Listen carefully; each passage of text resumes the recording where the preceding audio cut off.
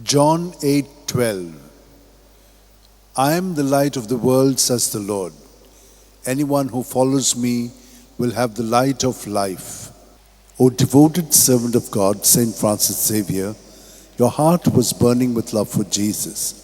Impelled by this love, you went from country to country and spent yourself unto death, proclaiming the name of Jesus and the good news of salvation.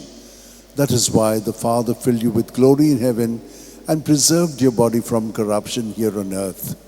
Filled with joy for these unique gifts, we join you in praising the Father, and now we ask your intercession for ourselves. You may pray for whatever you want through the intercession of Saint Francis Xavier.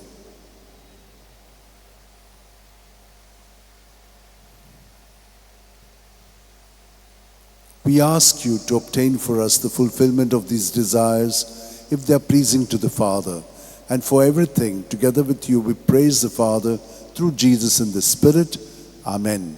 And may Almighty God bless us, the Father, and the Son, and the Holy Spirit. Amen.